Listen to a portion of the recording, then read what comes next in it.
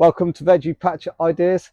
I'm Glen, and today we're going to cover the subject of frost within the greenhouse or polytunnel and how to prevent it in not an obvious way either. So first up, if you're in a polytunnel, you're going to have very large netted doors. So these are great in the summer because they let the air flow through, but when we're on a cold snap, I do want to cover these up. I do it every year, and it's just a case of a couple of screws, and then you hang an old duvet or something just to keep the wind from rocketing through the polytunnel, and that'll raise the temperature up very slightly, but it may just be enough to save the crops.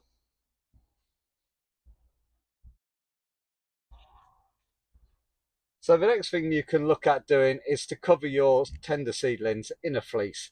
Very simple to do. You just drape it over the top and it just stops the frost from landing on it and causing the damage.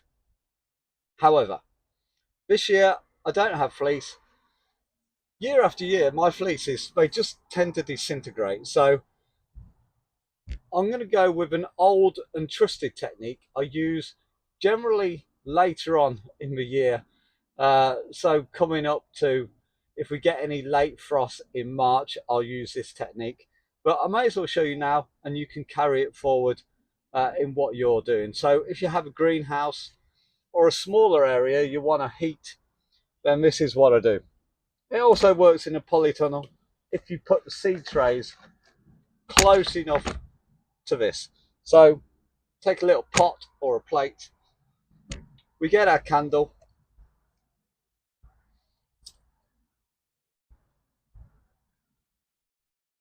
and we light our candle.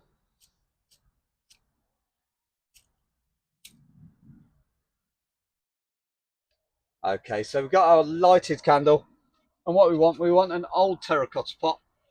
We just place it over the top, and they do have a hole in the bottom, which is what we need. And the candle will slowly heat the terracotta.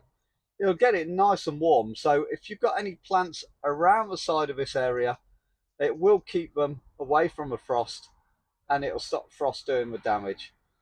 On a smaller greenhouse, we would use 2 or 3 of these, maybe 4, put them all up, and it'll just raise that temperature enough around the sides to stop the frost doing the damage. So it's a very old trick, but like I say, the old ones are the best, and it's just something to do if you don't have a fleece.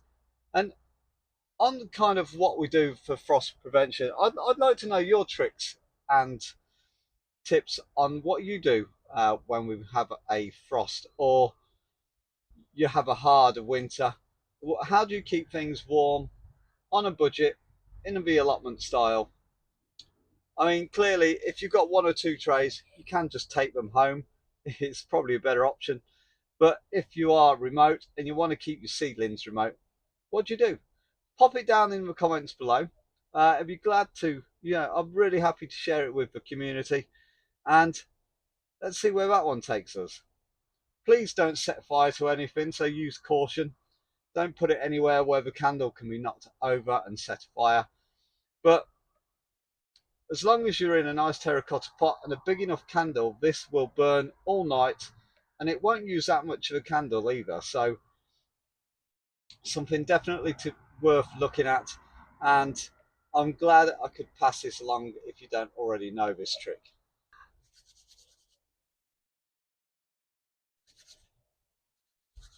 Oh yeah.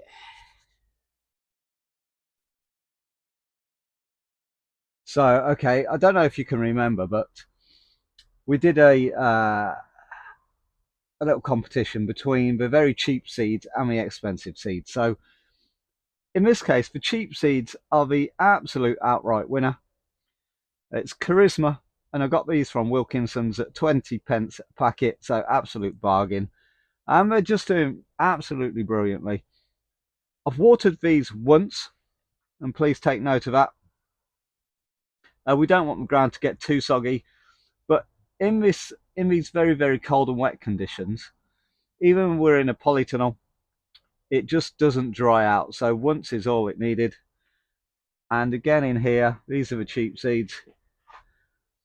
Amsterdam, actually, I'd say it's an even match in this one. On the two sides is the cheap seeds, and down the middle were the more expensive ones. So they have all germinated and looking very, very good. And into the Lotenal we go.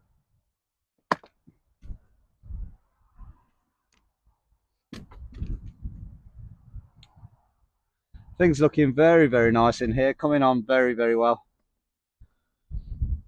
The beetroot are due to be harvested. The leaves, that's what I want it for. So they're doing really, really well.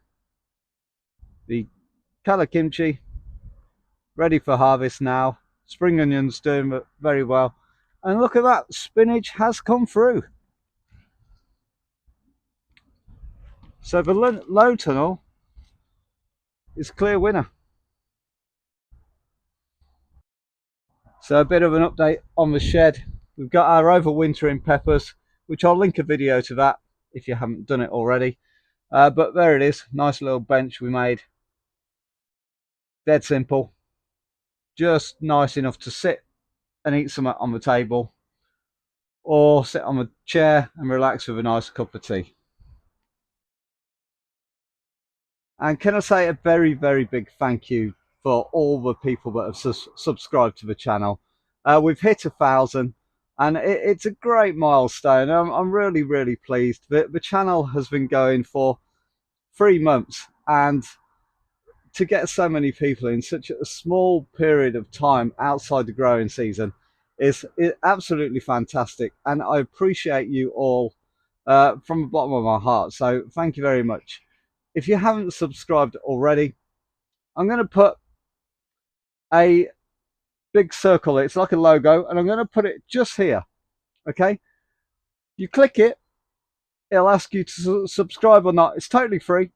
So while I'm going on, hit that, click that little button there, and that's how to subscribe. And again, thank you very, very much for everybody who has already. If you haven't and you want to see more about the channel, go into the homepage, go into the channel pages, and have a look around the site. I'm sure you're going to find something you'll love, and we'll catch you next time.